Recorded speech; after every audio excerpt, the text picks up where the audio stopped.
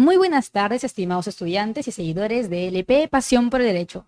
Sean bienvenidos a la clase del día de hoy sobre resolución de preguntas del derecho administrativo, a cargo del doctor José María Pacori Cari, maestro en Ciencias Políticas y Derecho Administrativo por la Universidad Nacional San Agustín y docente de LP Pasión por el Derecho.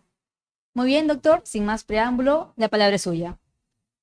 Tengan todos ustedes muy buenas tardes. En esta oportunidad vamos a tocar un tema interesante que son preguntas tipo para un examen para función notarial. Entonces vamos a empezar con una pequeña introducción sobre el derecho administrativo y pasaremos a ver cada una de las preguntas que no son muy complejas, pero sí van a tener la necesidad de explicarse en la medida de que no necesariamente van a venir preguntas, las mismas preguntas, pero vamos a aprender cómo resolver desde un punto de vista administrativo este tipo de preguntas. Entonces espero y pon mucha atención a lo que vamos a decir. Primero vamos a ir un poco a la pizarra para ubicarnos en el tema del derecho administrativo y empezamos con la primera pregunta, ¿correcto? Vamos a la pizarra. Cuando hablamos del derecho administrativo, debemos entender que el derecho administrativo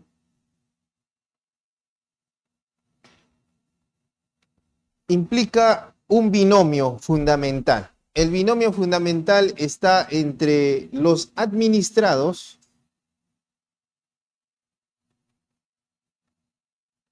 y las entidades públicas.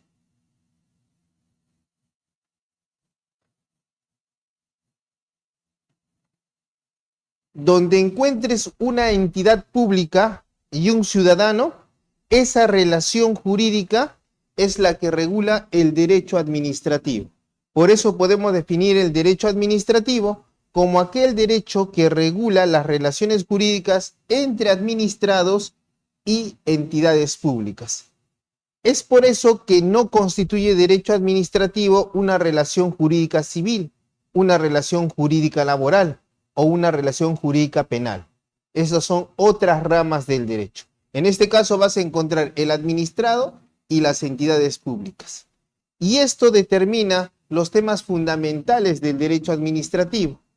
Cuando ves a la entidad pública, te vas a dar cuenta que al hablar de entidad pública tienes que saber la organización administrativa. Esto es un tema fundamental del derecho administrativo.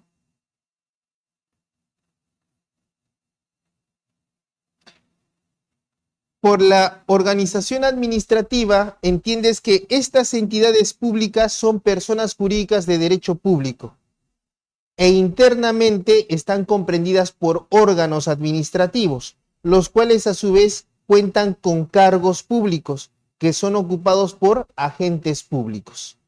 Esta organización administrativa implica una manifestación de voluntad y esa manifestación de voluntad es lo que denominamos acto administrativo. El acto administrativo es la declaración de las entidades públicas que en el marco de las normas de derecho público modifican, crean, regulan o extinguen situaciones jurídicas concretas de los administrados. Este acto administrativo es la manifestación de voluntad de la administración pública. Pero para que este acto administrativo se dé, es necesario todo un proceso. Esto es, actos y diligencias. Por lo tanto, otro tema fundamental es el procedimiento administrativo.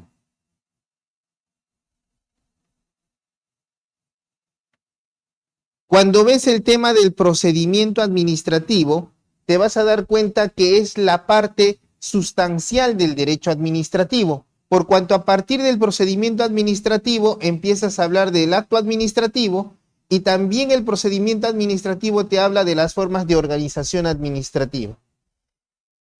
Imaginemos que inicias un procedimiento administrativo y dentro del plazo de 30 días hábiles no hay ninguna respuesta. ¿Qué es lo que se genera? Se genera un cuarto tema fundamental del derecho administrativo que es el silencio administrativo. El silencio administrativo puede ser positivo si estima fundado tu pedido o negativo si desestima tu pedido. grandes problemas para determinar si es positivo o negativo. La población quiere que todo silencio sea positivo. Sin embargo, debemos tener en cuenta el interés público del Estado peruano para declarar en un determinado caso que el silencio administrativo sea positivo. Estos son los temas fundamentales desde un punto de vista adjetivo, pero allí no queda la situación. Si este acto administrativo o este silencio administrativo afectan tus derechos y dan por agotada la vía administrativa, tú requieres realizar un control jurídico de esto. ¿Y quién quieres que realice el control jurídico? Quieres que lo realice una autoridad jurisdiccional, un juez. Esto significa que ahora vamos a hablar de el proceso contencioso administrativo. El proceso contencioso administrativo. El proceso contencioso administrativo tiene por finalidad realizar un control jurídico de las actuaciones que realiza la administración pública. Ese control jurídico lo realiza un juez. Ahora, esta organización administrativa no tendría ningún sentido si es que no contamos con recursos humanos. Por lo tanto, el empleo público aparece como otro tema fundamental del derecho administrativo.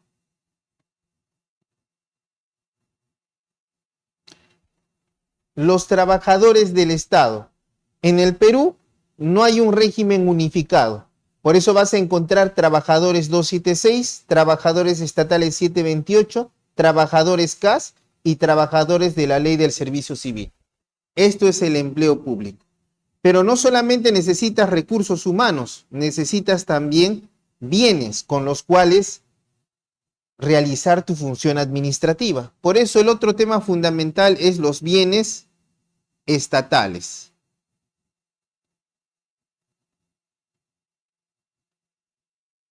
Para obtener trabajadores del Estado y bienes, necesitas realizar contratación pública, que es otro tema fundamental en el derecho administrativo. Ahora, ¿cuál es la razón de ser del derecho administrativo? ¿Cuál es la razón de ser de la administración pública? ¿Por qué existen entidades públicas? ¿Cuál es su objetivo? Su objetivo es mejorar el servicio público.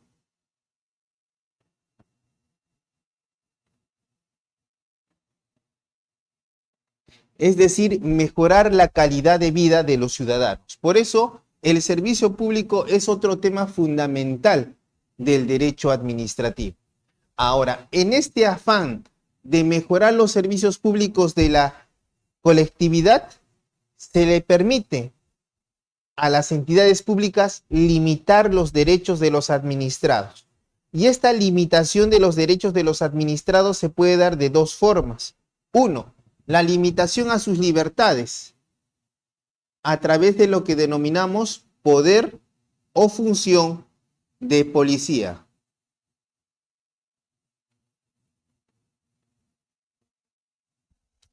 El poder de policía implica la limitación de los derechos de las personas, pero no vayas a confundir el poder de policía con la Policía Nacional del Perú.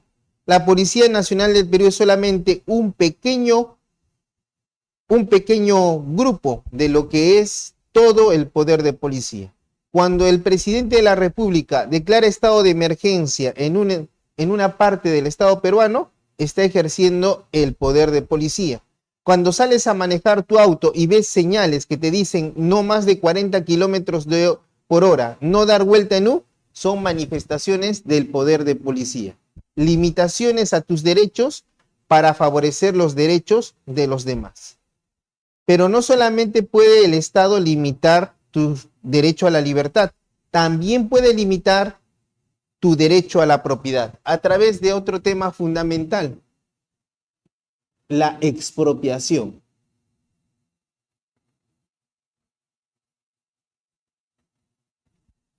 Por la expropiación, el Estado, por necesidad pública, puede retirarte la propiedad, quitarte la propiedad sobre un bien.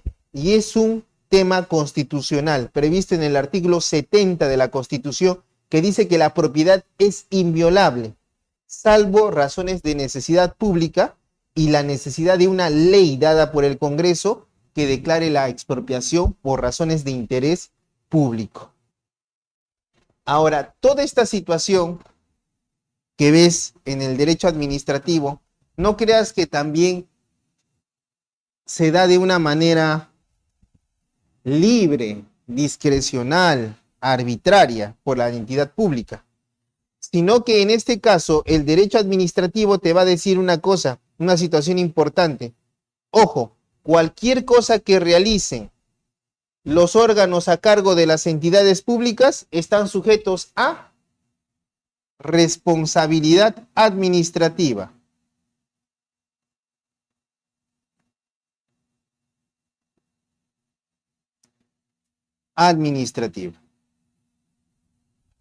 La responsabilidad administrativa puede ser tanto para los administrados que infringen normas del derecho administrativo como para los órganos que forman parte de las entidades públicas. En este caso hablaremos de un procedimiento administrativo sancionador y en el caso de los servidores públicos del procedimiento administrativo disciplinario. Estos son los 12 temas fundamentales del derecho administrativo y que te ayudan a comprender más la temática que vamos a tocar el día de hoy a partir de preguntas tipo para la función notarial. Entonces ahora veamos la primera pregunta.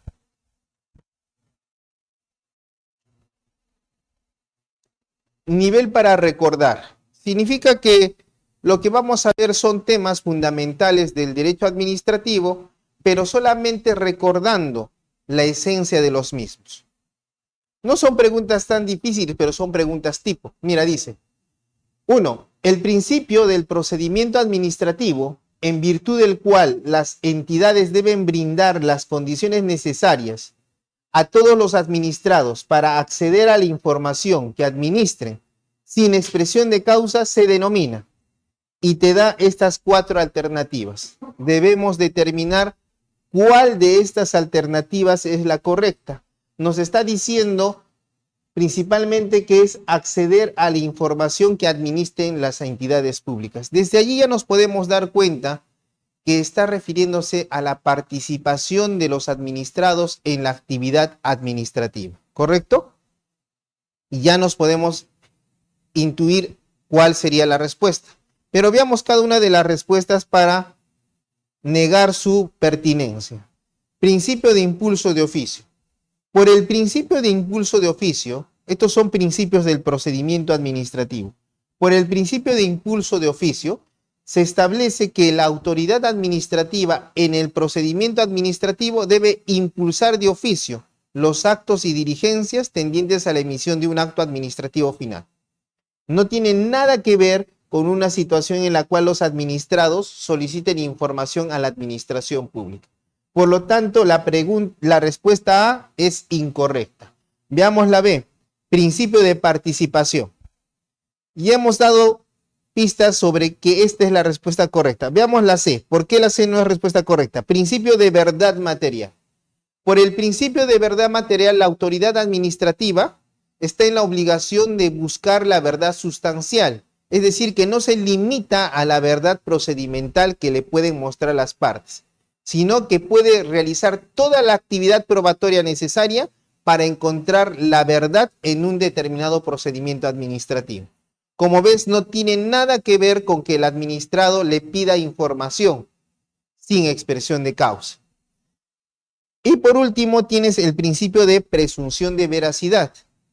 Por el principio de presunción de veracidad se presume que los documentos y declaraciones que presenten los administrados en el procedimiento administrativo responden a la verdad de los hechos que ellos afirman, salvo prueba en contrario. Por lo tanto, tampoco es la respuesta correcta. La respuesta correcta es la B, principio de participación.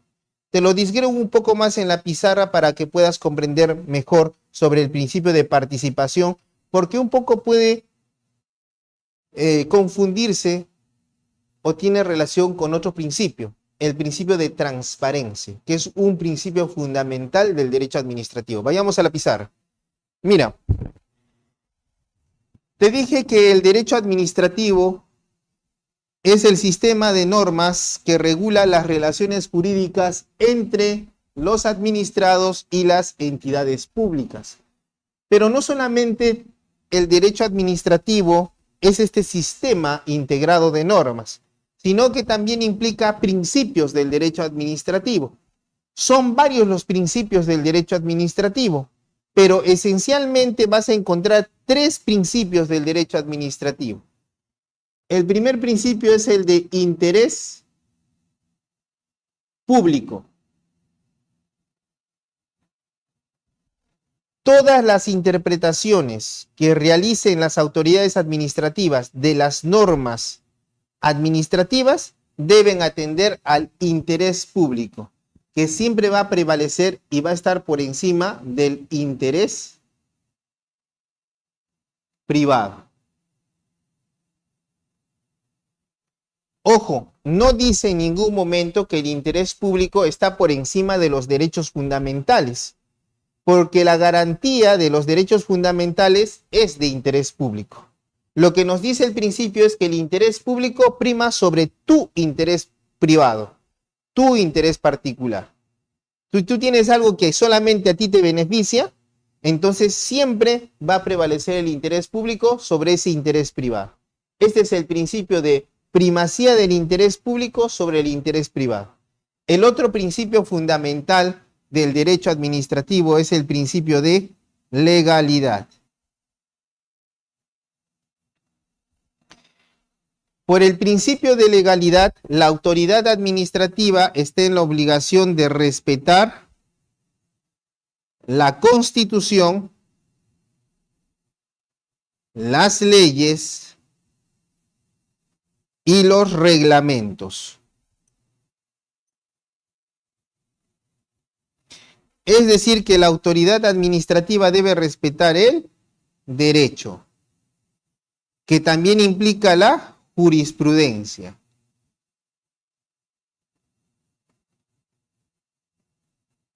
Por el principio de legalidad, la autoridad administrativa actúa con respeto a la Constitución, las leyes, reglamentos y el derecho, que implica la jurisprudencia. Todo el actuar de la autoridad administrativa se limita a lo que indica el ordenamiento jurídico. El principio que se contrapone a la legalidad es el principio de libertad, que está previsto en el artículo 2, inciso 24, literal A de la Constitución, por el cual todos podemos hacer lo que la ley no nos prohíbe. Podemos hacer todo por el principio de libertad como ciudadanos. Pero esa situación cambia cuando tú eres servidor público. Por cuanto cuando eres servidor público, lo que debes hacer es respetar y hacer todo lo que te dice la ley, el ordenamiento jurídico. Esto es el principio de legalidad que se contrapone al principio de libertad. Al lado del interés público y de legalidad vas a encontrar un tercer principio, el de transparencia. Por este principio de transparencia vas a encontrar que el mismo se divide en dos, en la transparencia activa y la transparencia pasiva. La transparencia activa implica que las entidades públicas ponen a disposición de los administrados toda la información que les concierne. Ejemplo, cuando googleas, colocas transparencia.gov.p y vas a encontrar toda la información de cada entidad pública en el Perú. Por su parte, encuentras la transparencia pasiva, que es cuando un administrado le solicita a la administración pública que le entregue información que se presume es pública. Este principio de transparencia pasiva es lo que se relaciona con el principio de participación.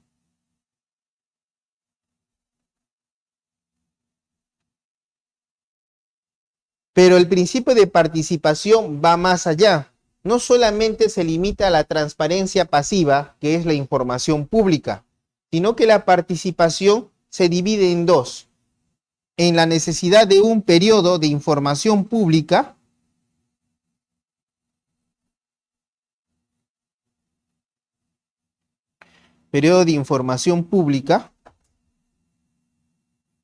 y también vas a encontrar la audiencia pública. La audiencia pública y el periodo de información pública son manifestaciones del principio de participación. En procedimientos mineros, antes de emitir el acto final, debe realizarse una audiencia pública donde intervengan los terceros administrados no determinados. En determinados procedimientos administrativos, se debe poner a disposición de los administrados información. Esto es periodo de información pública. Ejemplo, en el Diario Oficial del Peruano dice: se publica el proyecto de reglamento para recibir sugerencias. Eso es la expresión del periodo de información pública. Vayamos ahora a la diapositiva para ver la siguiente pregunta. Entonces, en la pregunta 1, la respuesta es la B, principio de participación. 2, principio de uniformidad consiste en uniformidad.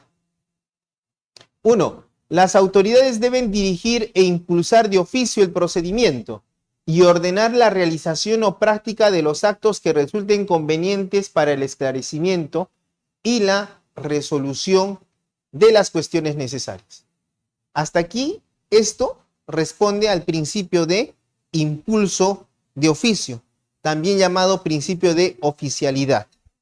Entonces, no es consistente con el principio de uniformidad. Veamos la segunda parte. Dice: el principio de uniformidad consiste en establecer requisitos similares para trámites similares. La respuesta correcta a la pregunta 2 es en este caso sería solo 2 es correcta, la B. Porque el principio de uniformidad implica que todo lo que realiza la administración pública a favor del administrado debe tener un ámbito uniforme, destinado a facilitar los trámites que realice el administrado.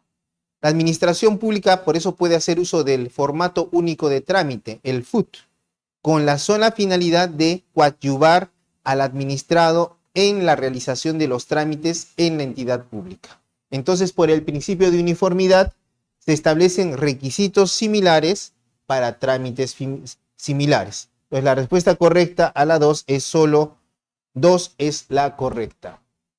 3. El derecho de petición administrativa comprende las facultades de. Veamos, esto veámoslo en la pizarra. Cuando hablamos del derecho administrativo, te dije que es una relación jurídica entre administrados y administración pública. ¿Correcto? Entonces, el personaje principal del derecho administrativo en su protección es el administrado.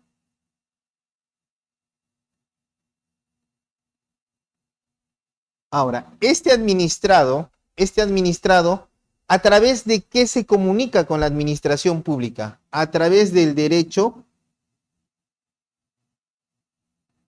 de petición, que es un derecho fundamental en el Estado peruano porque está reconocido en la Constitución Política del Perú. Desde un punto de vista del derecho administrativo, este derecho de petición tiene diversas modalidades de aplicación. El derecho de petición puede implicar solicitudes o solicitud en interés particular.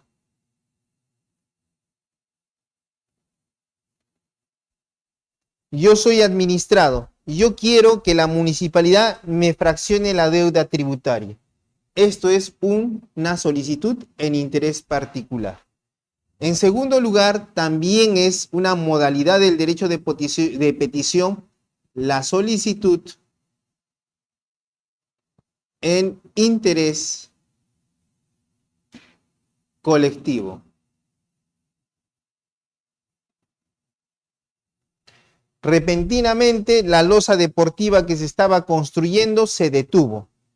Todos los vecinos hacemos un memorial pidiéndole al alcalde que se sirva a culminar la obra. Eso es una solicitud en interés colectivo. 3. Facultad de información.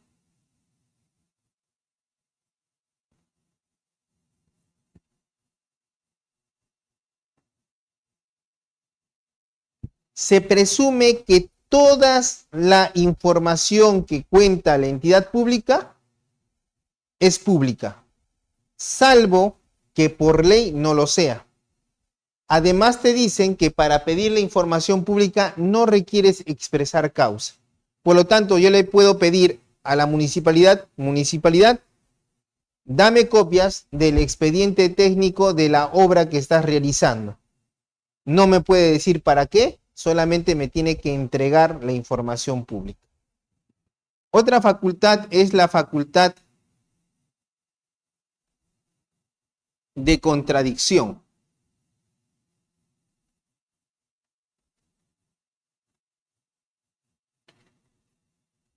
Por la facultad de contradicción ante un acto que afecta mis derechos, yo puedo contradecirlo, ya sea a través de reclamaciones o a través de recursos administrativos. Por ejemplo, me llega el recibo de agua con excesiva facturación. ¿Qué hago en ese caso? Tengo que ir y presentar una reclamación, que es una manifestación de la facultad de contradicción. 5. Facultad de consultar.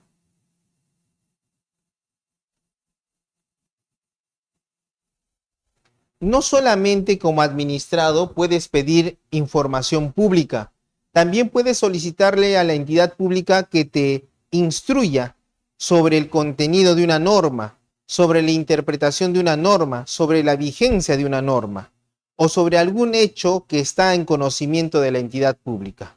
Así es que tú puedes consultarle a la entidad pública lo que consideres necesario. Eso es la facultad de consultar. Y 6, la petición de gracia.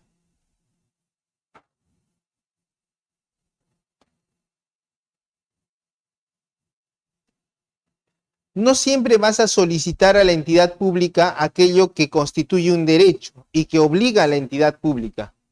Puedes solicitar intereses legítimos que sin ser obligaciones de la entidad pública, ella podría concederte.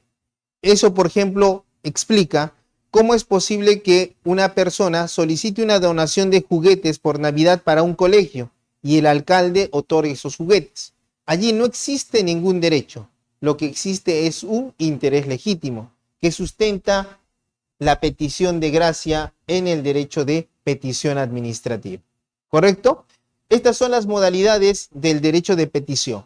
Veamos ahora la pregunta para resolverla. Dice, el derecho de petición administrativa comprende las facultades de presentar solicitudes en interés particular del administrado. ¿Correcto? Realizar solicitudes en interés general de la colectividad, correcto.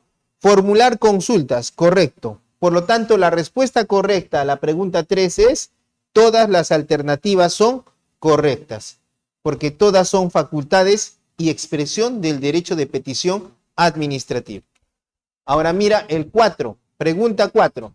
En un procedimiento administrativo no será actuada prueba respecto a... En este caso dice, veamos desde la D, hechos en los cuales existe incertidumbre.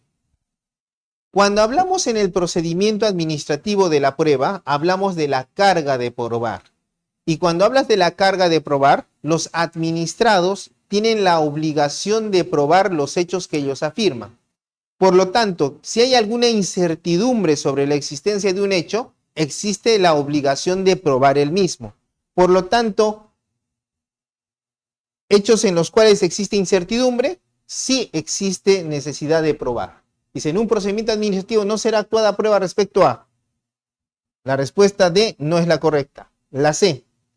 Hechos denunciados por una autoridad administrativa y exista incertidumbre sobre ellos.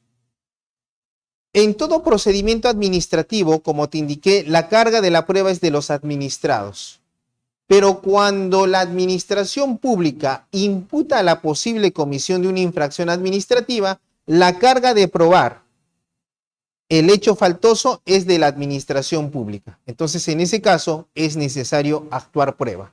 Por lo tanto, la respuesta C tampoco es la respuesta correcta. La B, hechos alegados por el administrado. Como te dije, la carga de la prueba indica que cada hecho que yo indico como administrado, debo acreditarlo. Por lo tanto, esto también está sujeto a actividad probatoria. Entonces, la respuesta correcta es la A, hechos públicos o notorios. Es decir, aquellos hechos que son conocidos por la comunidad peruana no requieren de probanza en el procedimiento administrativo. Entonces, la respuesta correcta a la pregunta 4 es la A. En un procedimiento administrativo no será actuada prueba respecto a hechos públicos o notorios de conocimiento de la autoridad administrativa. 5. La resolución que pone fin al procedimiento administrativo. Mira, vamos a ver primero en la pizarra para que entiendas a qué se refiere esto. Mira. Date cuenta que generalmente el derecho administrativo siempre va por el camino del procedimiento administrativo. No es un tema fundamental, pero es uno de los temas más recurrentes. Mira, presentas la solicitud. El administrado presenta su solicitud. ¿Cuál es el plazo para resolver una solicitud en la administración pública? El plazo general es de 30 días hábiles. ¿Cómo culmina el procedimiento administrativo? El procedimiento administrativo generalmente va a culminar con la emisión de una resolución que estima o desestima el pedido del administrado. Esta resolución es lo que conocemos como acto administrativo. Esta resolución debe responder perfectamente a lo que pide el administrado. No puede ir más allá de lo pedido, ni puede indicar menos de lo pedido. Si lo hace, afecta el principio de congruencia. Entonces, la forma principal de poner fin al procedimiento administrativo es a través de la resolución administrativa. Otras formas de poner fin al procedimiento administrativo son el silencio, administrativo positivo o negativo, el abandono, el desistimiento,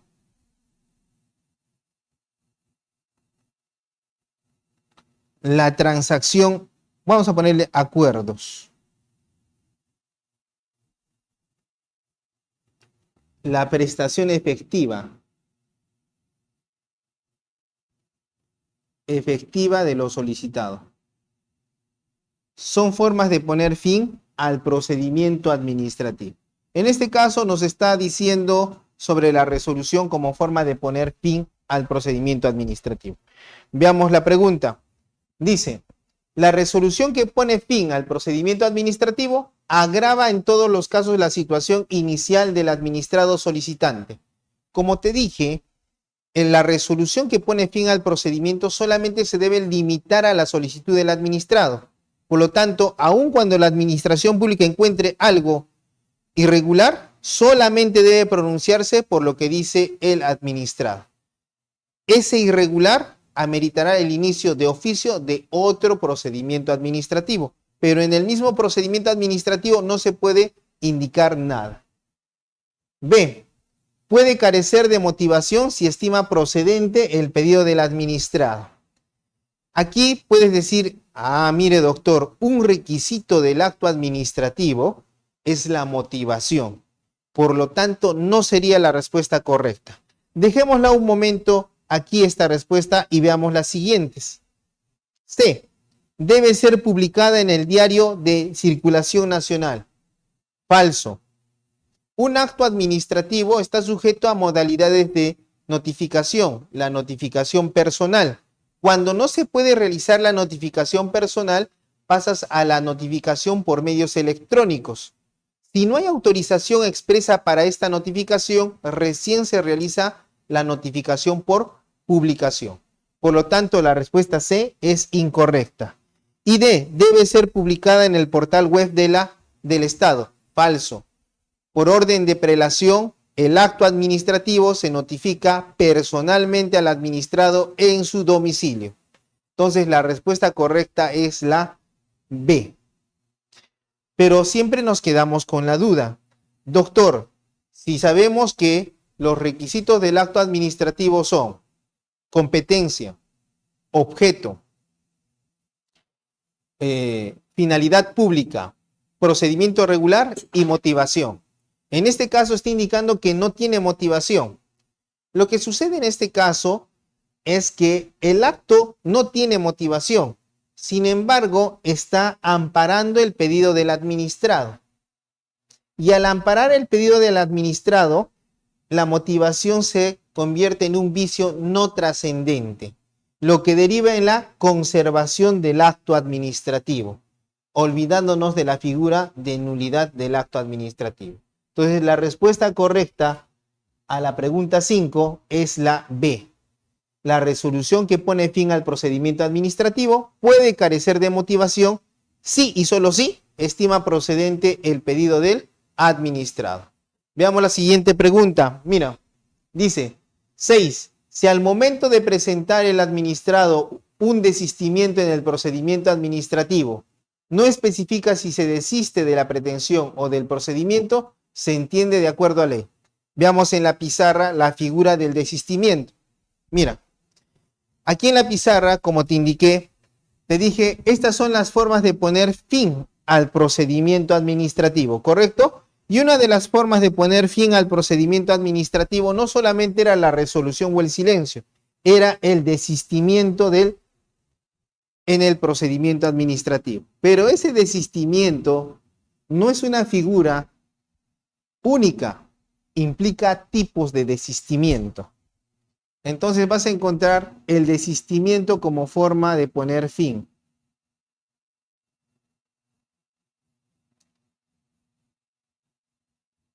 Ahora, el desistimiento como forma de poner fin al procedimiento administrativo puede ser de los siguientes tipos. 1. Desistimiento del procedimiento administrativo.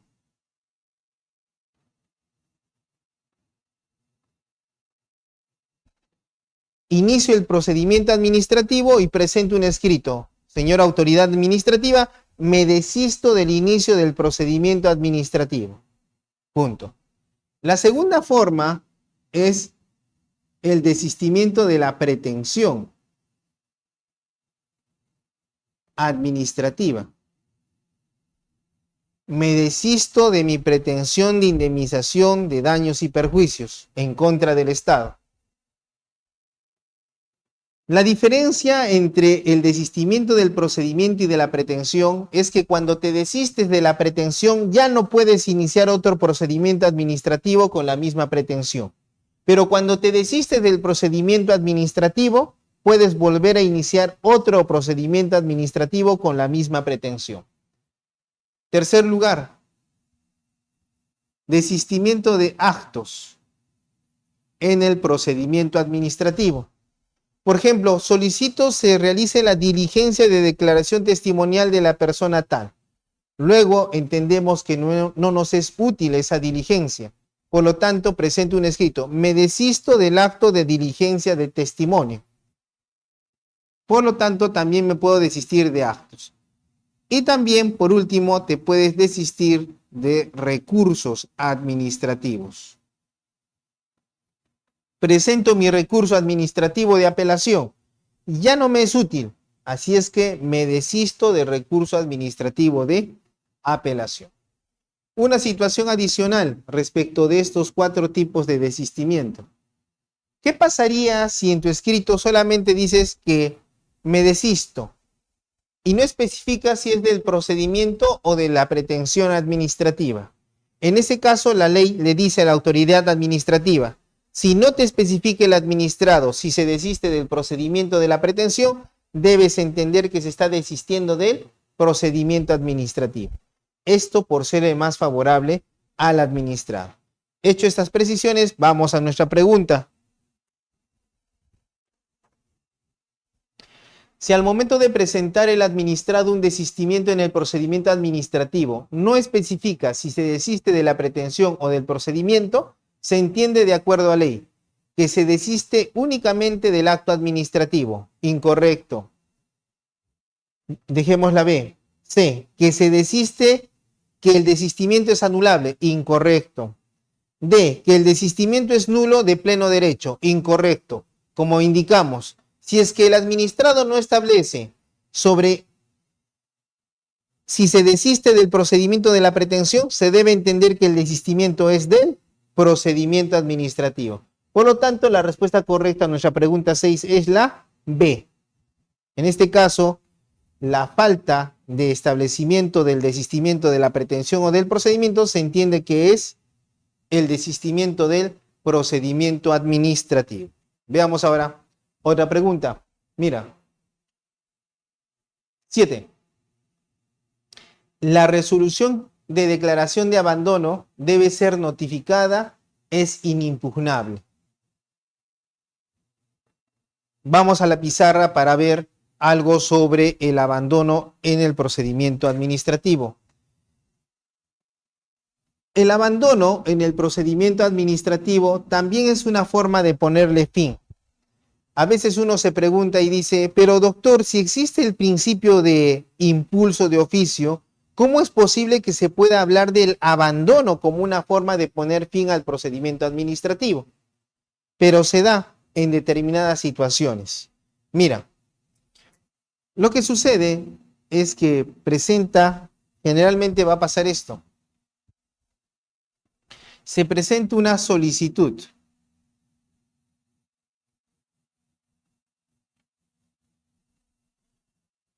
La solicitud, conforme al texto único de procedimientos administrativos, implica requisitos.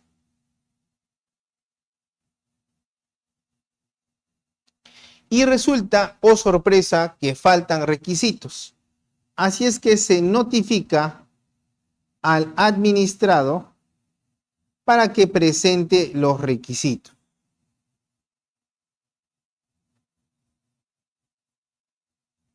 Pese a la notificación debida, el administrado no presenta los requisitos, impidiendo que la autoridad administrativa continúe con el trámite de la solicitud.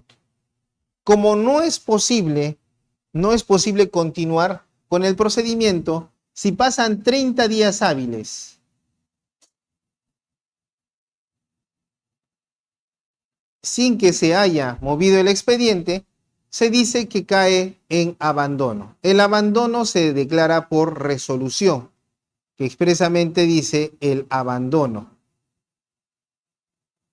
Para garantizar el derecho al debido procedimiento, la resolución de abandono se tiene que notificar al administrado, por si él tiene algo que decir. Tal vez él verifica y entendió que se debía impulsar de oficio el procedimiento. Así es que él, una vez notificado, podría interponer recurso administrativo, impugnando el abandono. Esto es el abandono como forma de poner fin al procedimiento administrativo. Ahora veamos la pregunta.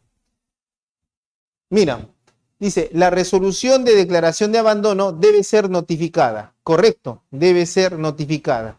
2. Es inimpugnable. Incorrecto. Entonces, la respuesta correcta en este caso, dice, debe ser notificada, es inimpugnable. Pues la respuesta correcta es solo 1 es correcta, la respuesta A. Entonces la respuesta a tu pregunta 7 es la A. La resolución que declare el abandono debe ser notificada, ¿correcto? Mira, ahora veamos el siguiente nivel. Nivel entender y analizar. Veamos algunos casos. En el otro era más ver instituciones jurídicas. Ahora un poco se va a complicar. Dice, el inicio de oficio del procedimiento es notificado a los administrados determinados, cuyos intereses o derechos protegidos puedan ser afectados por los actos a ejecutar, salvo en caso de fiscalización posterior a solicitudes o a su documentación acogidos a la presunción de veracidad. 2. Que se trata de una declaración de nulidad derivada de una denuncia aceptada por la autoridad administrativa. Entonces, nos está diciendo en qué supuesto no es necesario notificar. Vamos a la pizarra para que veas a qué se refiere y comprender esta pregunta. Un poco compleja en su entendimiento, pero fácil de descubrir la respuesta. Mira, en la ley del procedimiento administrativo general vas a encontrar un título especial que te habla de esto. Mira, te habla de actividad fiscalizadora.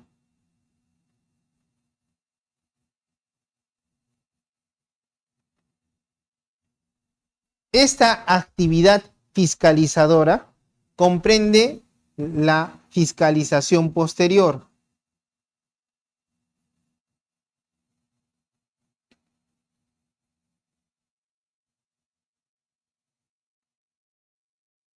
¿Y qué de importante tiene esto?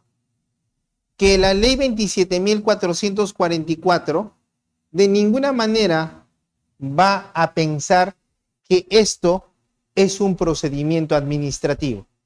La actividad fiscalizadora, escúchalo bien, no es un procedimiento administrativo.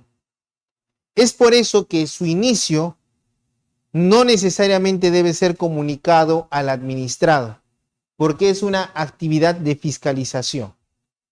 Esta actividad de fiscalización generalmente precede a lo que sí es un procedimiento, al procedimiento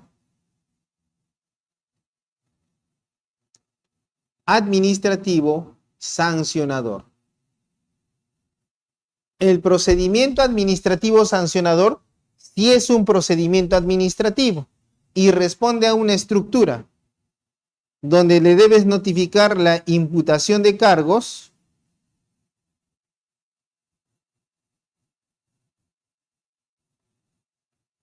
presentará el administrado sus descargos, luego iniciarán la actividad probatoria que culminará con el informe final de instrucción y por último se emitirá una resolución que impone sanción o absolverá. Pero en este procedimiento administrativo efectivamente debemos de notificar al administrado. En una actividad de fiscalización no es necesario notificar al administrado, porque se sustenta en una fiscalización que implica verificar el principio de presunción de veracidad que tienen los administrados y que es una presunción juris tanto. Estando a eso, veamos nuestra pregunta. Dice, el inicio de oficio del procedimiento es notificado a los administrados determinados cuyos intereses o derechos protegidos puedan ser afectados por los actos a ejecutar, salvo en caso de fiscalización posterior a solicitudes o a documentación acogidos a la presunción de veracidad. La respuesta correcta en este caso es la 1. Solo 1 es correcto. Porque en la segunda dice que se trata de una declaración de nulidad derivada de una denuncia aceptada por la autoridad administrativa. Si es que existe una denuncia administrativa que ha motivado el inicio de un procedimiento administrativo de nulidad de oficio, necesariamente se debe notificar al administrado como derecho al debido procedimiento administrativo. Veamos la 9. Dice, existiendo en nuestro ordenamiento nacional la presunción de validez de los actos administrativos hasta que estos sean declarados nulos en sede administrativo-judicial y por otro lado la necesidad de notificación para que estos surtan efectos jurídicos, puede afirmarse que pueden existir actos administrativos válidos e ineficaces, inválidos e ineficaces, inválidos e ineficaces, todas las combinaciones son correctas. Veamos en la pizarra esta pregunta. Mira,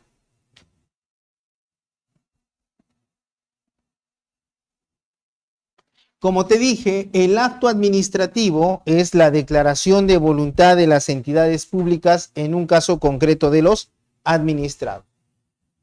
Entonces, ¿qué pasa cuando se emite? Una cosa es la emisión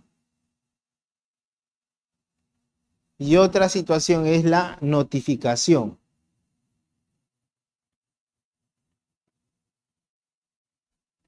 Son dos momentos. Con la emisión se emite el acto administrativo. La notificación es del acto administrativo también. Ahora, cuando emites el acto administrativo, este acto administrativo está regido por el principio de presunción de validez. Lo presumimos válido.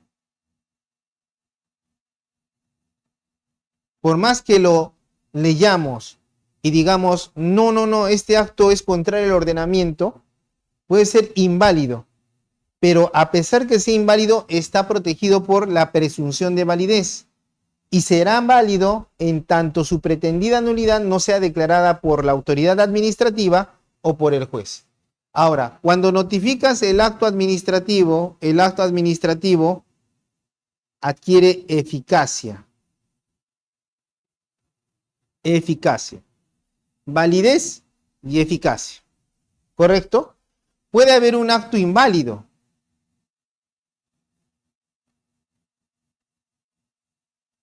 Pero mientras nadie diga que es nulo, puede ser eficaz.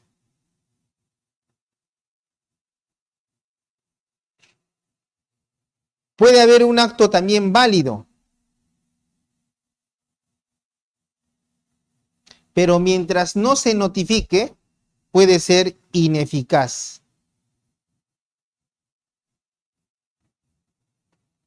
La validez se contrapone con la nulidad. La nulidad implica la inexistencia. Correcto. Estando esto, veamos la pregunta. Dice,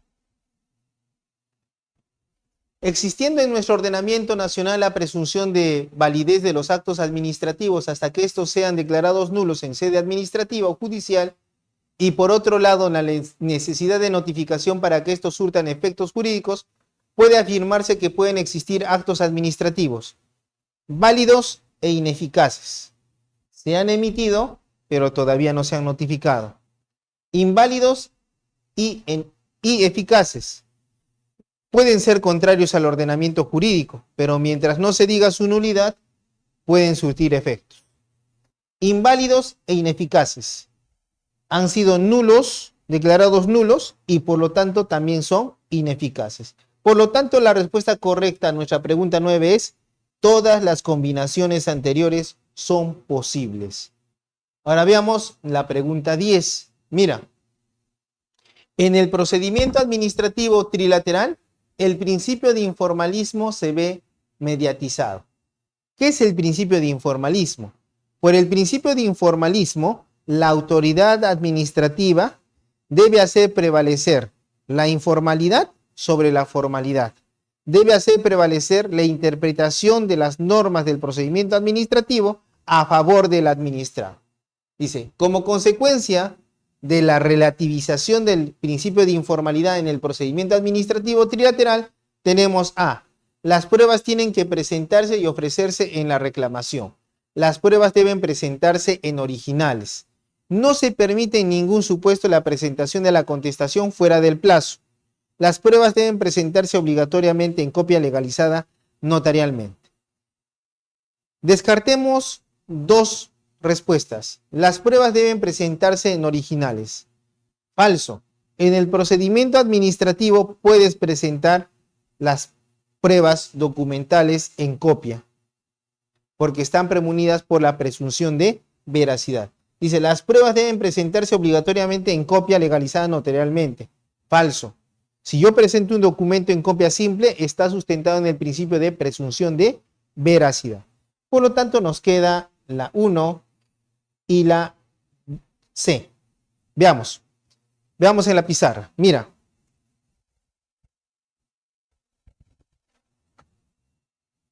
Estamos hablando de el procedimiento administrativo trilateral. Te lo explico rápido para que lo entiendas, ¿correcto?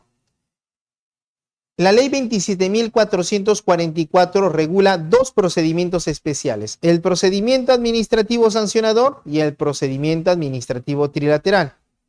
Ya, ¿qué es el procedimiento administrativo trilateral? El procedimiento administrativo trilateral implica dos administrados aquí que tienen un conflicto de intereses. Ese conflicto de intereses lo resuelve una entidad pública.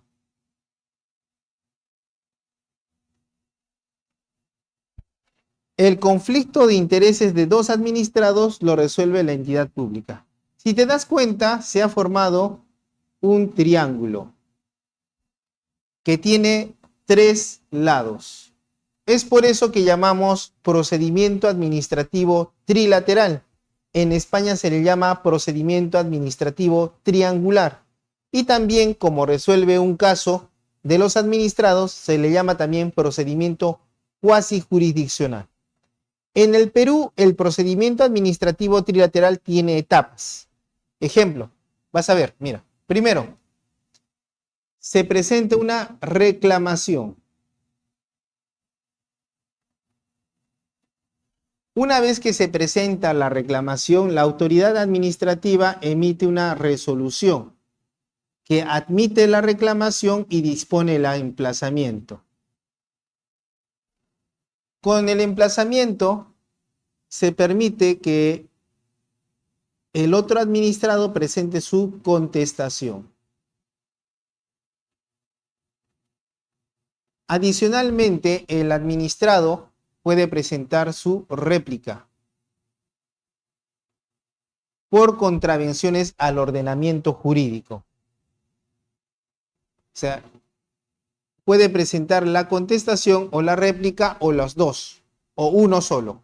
Eso es ya estrategia del reclamado. Reclamante y reclamado. Después de esto, si es que presenta la réplica, hay la absolución de la réplica. Ahora tú puedes decir, pero también me darán la contestación. ¿Absolveré la contestación? No. Está prohibida la absolución a la contestación. Y también está prohibida la absolución a la absolución de la réplica. Es para evitar el sinfín de actos que podrían entorpecer el procedimiento administrativo trilateral. Después de esto, inicia la actividad probatoria.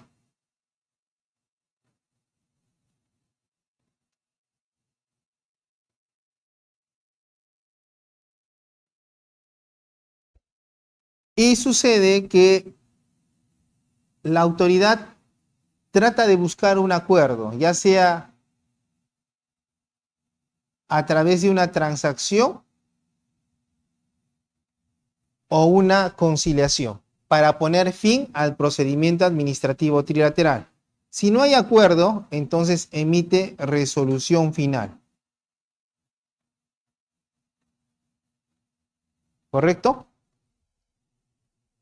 Una de las situaciones especiales que se da en el procedimiento administrativo trilateral es que en el escrito de reclamación debes ofrecer pruebas.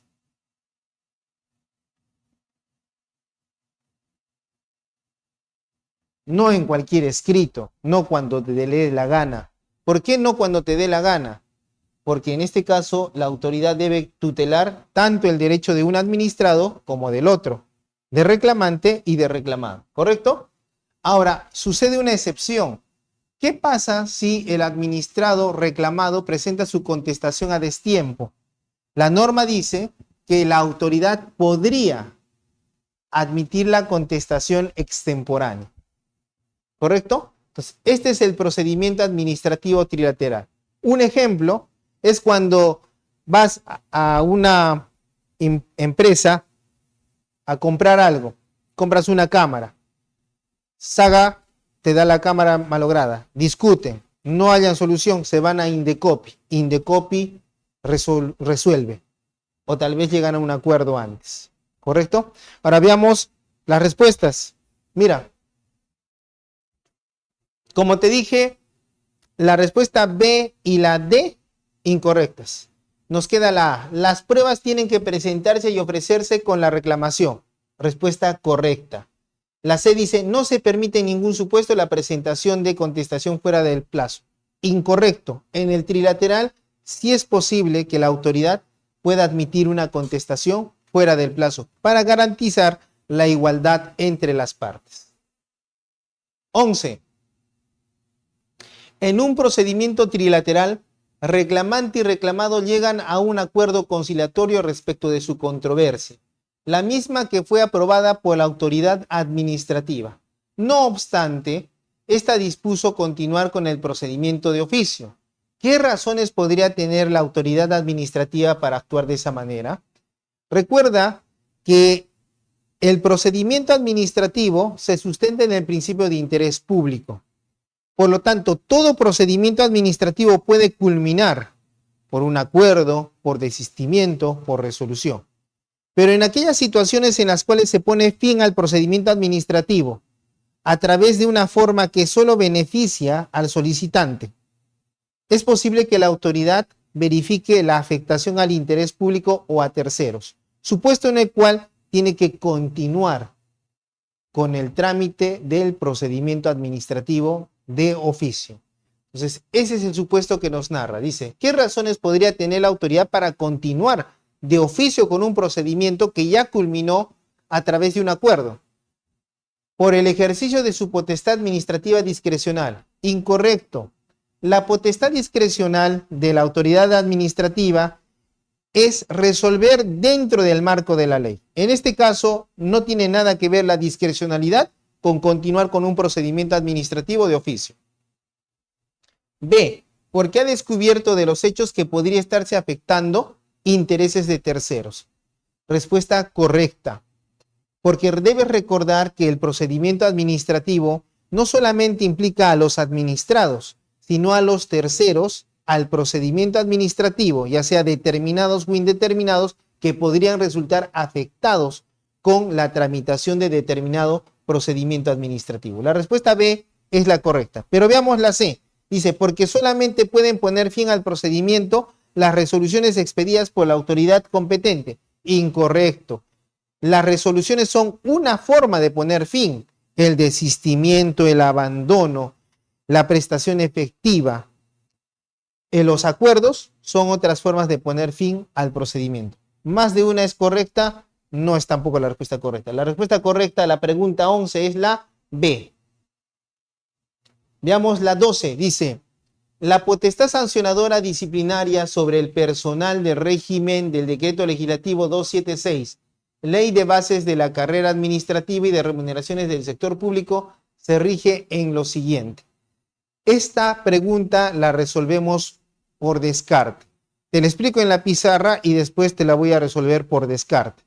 ¿Correcto? Veamos. Mira. Para comprender el régimen disciplinario en el Estado peruano, es importante tener en cuenta los regímenes laborales generales con los cuales cuenta el Estado peruano. Y vas a darte cuenta que en el Perú existen y conviven 4 regímenes laborales generales a cargo del Estado. Vas a encontrar el régimen laboral privado del decreto legislativo 728 a cargo del Estado, ¿correcto? Después vas a encontrar otro régimen, el régimen laboral público del decreto legislativo 276, donde hablas de los nombrados y contratados permanentes. También vas a encontrar el régimen de contratación administrativa de servicios, que es el decreto Legislativo 1057.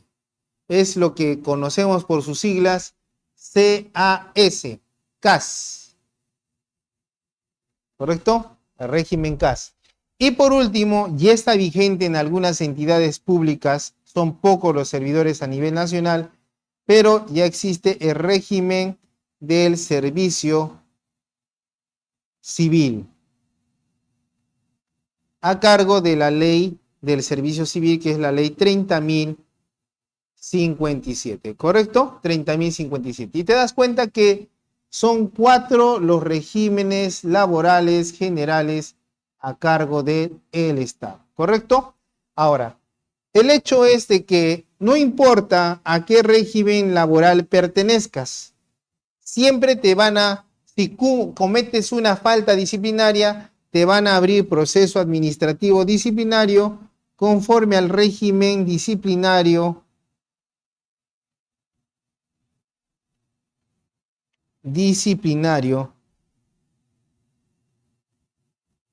previsto en la ley 30.057. Si cometes una falta en tu entidad pública, eres 728, 276 o CAS, entonces te van a abrir procedimiento administrativo disciplinario PAD en el régimen disciplinario de la ley 30.057. ¿Correcto?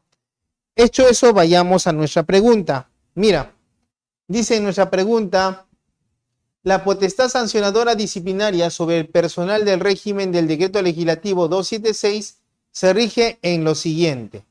Dice, por las reglas contenidas en el capítulo sobre procedimiento sancionador de la ley 27.444.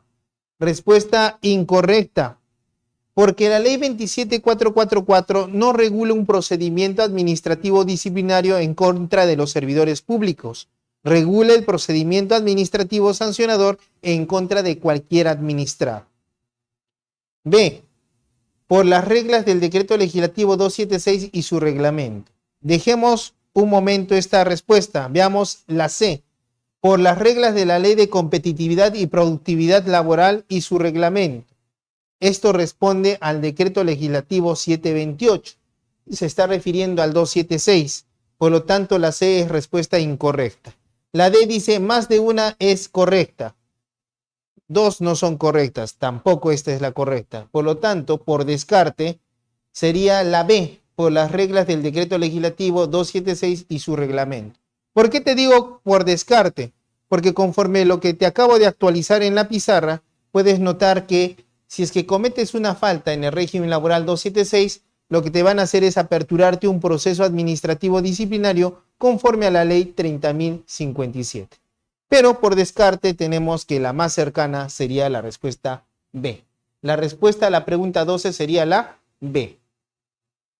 13. Si al dueño de un local comercial lo sancionan el 15 de agosto con una multa por no tener su extintor en estado operativo y a pesar de haber pagado la multa no ha puesto operativo su extintor, la administración podrá volverlo a sancionar con multa de el 10 de septiembre. Es el 15 de agosto, 10 de septiembre, no ha pasado un mes. Incorrecto.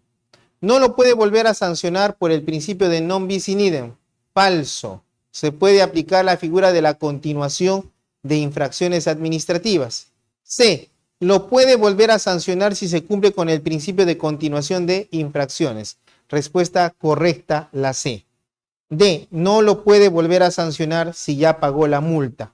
Incorrecto. Si continúa con la infracción, se puede volver a sancionar. Veamos en la pizarra cómo está descrito el principio de continuidad de infracciones en el procedimiento administrativo general. Mira, cuando hablamos de los principios de la potestad sancionadora, nos encontramos con el principio de continuación de infracciones. ¿Y en qué consiste? Consiste en lo siguiente, mira. El acto de apertura de paz. procedimiento administrativo sancionador. Después de todo el trámite que implica internamente, se emite resolución que impone sanción. Imaginemos que no se apela, no se hace nada, ya culminó el procedimiento. Ahora, resulta que la sanción es por el hecho A. Y resulta que pese a que me han impuesto la sanción por el hecho A, yo sigo cometiendo el hecho A. En ese caso, la norma te dice que puedes volverle a imponer sanción luego de 30 días hábiles y previo requerimiento, requerir al administrado por parte de la entidad para que corrija su conducta. Si no, le vas a continuar. Una vez que pasan los 30 días, emites una resolución de continuación de infracción. Le das los descargos y vuelves a emitir una resolución de sanción. Pero por el hecho A que ha persistido en el tiempo.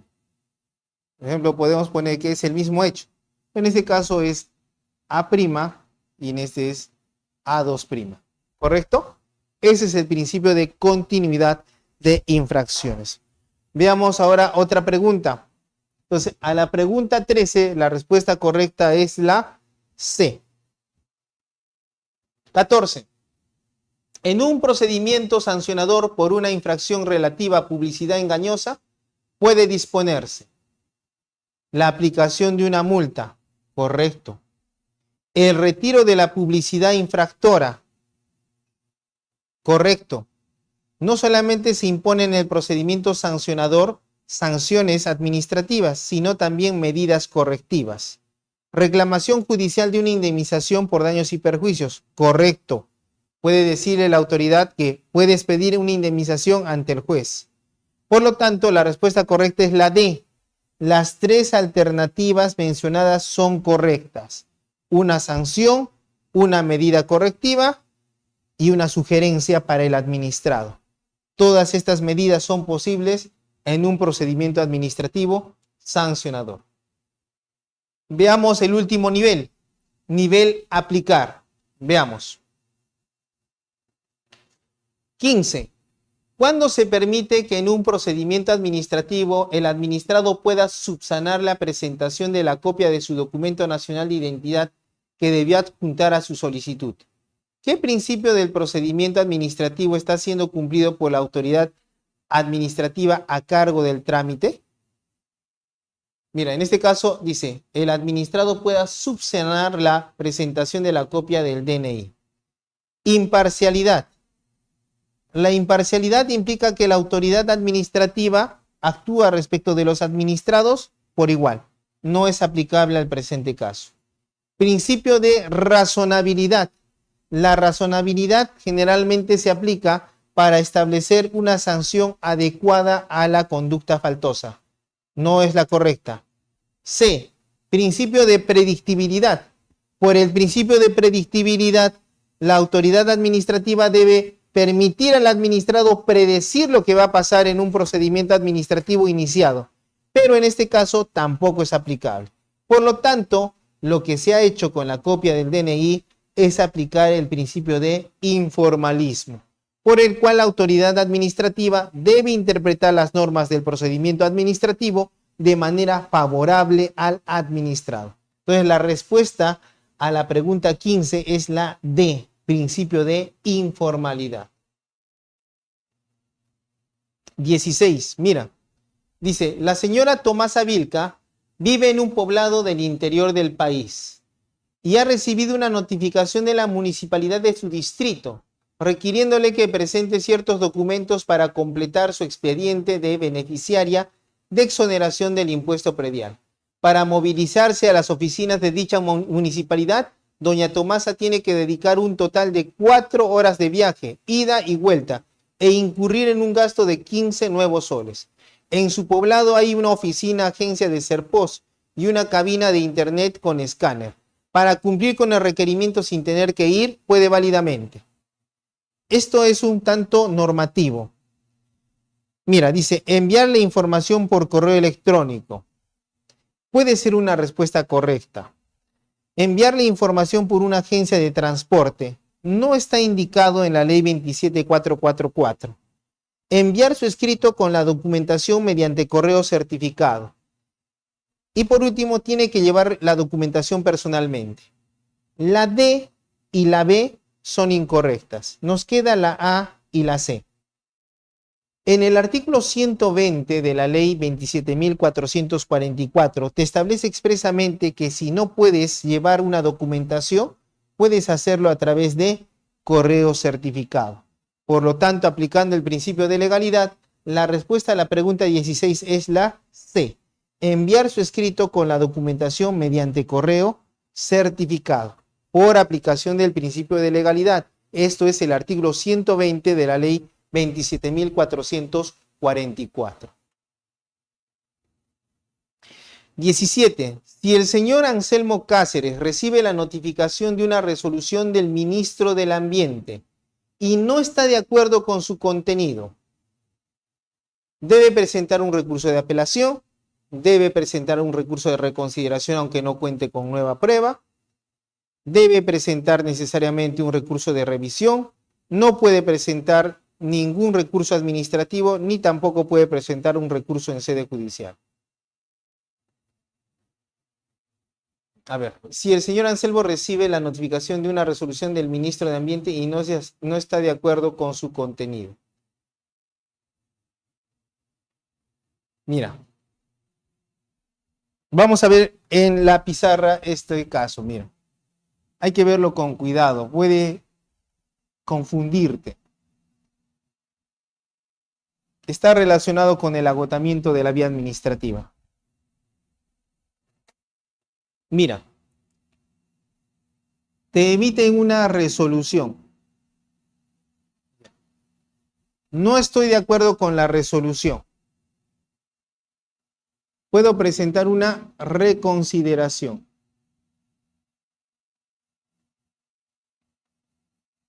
¿Correcto? Este es opcional.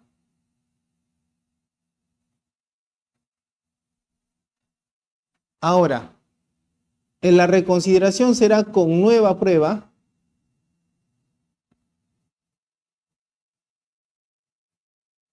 cuando la autoridad que resolvió está sujeto subordinada.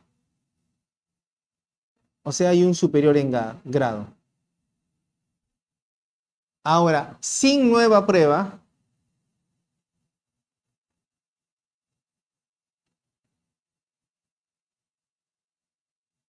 sin superior jerárquico.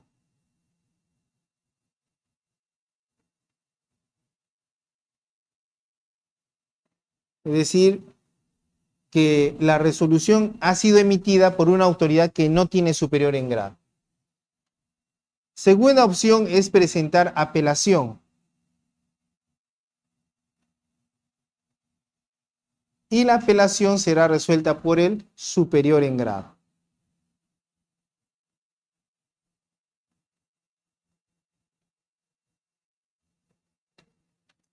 Con estos elementos es importante que tengas en cuenta que te habla de una resolución emitida por el ministro. Y los ministros son máximas autoridades administrativas no sujetas a subordinación. Por lo tanto, si yo no estoy de acuerdo con la resolución ministerial, al no existir superior en grado, técnicamente no puedo presentar apelación.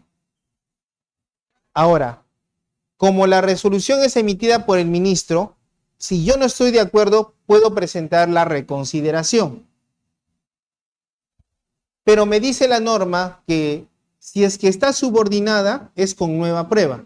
En este caso, el ministro no está subordinado. Así es que esto no corresponde. Por lo tanto, la respuesta correcta será la que diga reconsideración sin nueva prueba. Veamos ahora la pregunta. Dice, si el señor Anselmo Cáceres recibe la notificación de una resolución del ministro del Ambiente y no está de acuerdo con su contenido, debe presentar recurso de apelación. Incorrecto. Veamos la C. ¿Debe presentar necesariamente un recurso de revisión? No. El recurso de revisión es en procedimientos administrativos especiales. No se refiere a un procedimiento administrativo general. Incorrecto. D. No puede presentar ningún recurso administrativo, ni tampoco puede presentar un recurso en sede judicial. Incorrecto. Sí puede presentar un recurso administrativo. Y ese recurso administrativo, por ser una resolución ministerial, es el recurso de reconsideración que no requiere de nueva prueba. La respuesta correcta a la pregunta 17 es la B. Veamos la 18. Dice, Pedro ha presentado un recurso ante el Ministerio de Agricultura, mediante el cual cuestiona la forma en que la resolución expedida por la Subdirección Regional de Agricultura de Bagua ha aplicado las normas jurídicas al momento de resolver su solicitud. A dicho escrito, Pedro lo ha denominado recurso de reclamación, no obstante que no adjunta nueva prueba. Usted, como asesor legal de la región, debe indicarles cuál de las siguientes alternativas es la correcta. Veamos en la pizarra algo sobre esto.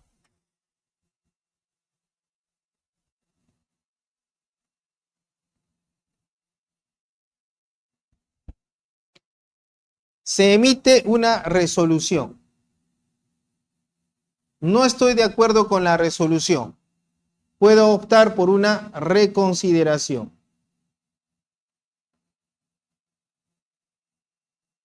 Por regla general, la reconsideración implica nueva prueba. Si no quiero la reconsideración, puedo presentar apelación. Y esto es por cuestiones de puro derecho.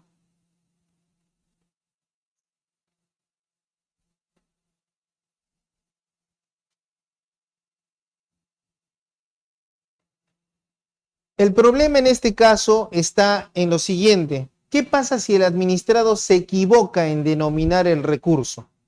Como en este caso, le pone el nombre de reclamación. En ese caso, la autoridad administrativa aplica el principio de informalismo. Debe interpretar las normas del procedimiento administrativo de manera favorable al administrado. Y en ese caso surge la figura de el error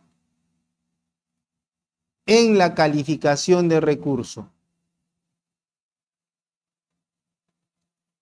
El error en la calificación de recurso. Por lo tanto, si yo del escrito veo que este contiene nueva prueba, deberé calificarlo como reconsideración. Por el contrario, si de la lectura del escrito, que se denomina reconsideración o reclamación, verifico que es cuestiones de puro derecho, deberé darle trámite como apelación. ¿Correcto? Veamos ahora las respuestas. Dice, debe rechazar de plano el recurso porque en el procedimiento administrativo no existe recurso de reclamación. La administración en ningún caso podría darle trámite al recurso a pesar de que advierta que ello es un error del administrado al calificar el nombre del recurso interpuesto. Respuesta incorrecta, porque no toma en cuenta la garantía del error en la calificación del recurso. B. Deben resolverlo como si fuera una reconsideración, declarándolo inadmisible o improcedente por no adjuntar nueva prueba. Y del contenido del recurso se puede inferir que la controversia incide sobre aspectos únicamente probatorios. Respuesta incorrecta, porque claramente indica que el recurso de reclamación no fue con nueva prueba. Respuesta incorrecta. La C. Deben resolverlo como un recurso de apelación por tratarse de una pretensión semejante a la de dicho recurso. En este caso dice, aplicando, dice, de Bagua ha aplicado las normas jurídicas al momento de resolver su solicitud. Esto es una cuestión de puro derecho. Por lo tanto, la respuesta correcta a la pregunta 18 es la C. Debe tramitarlo como un recurso de apelación. Veamos la D.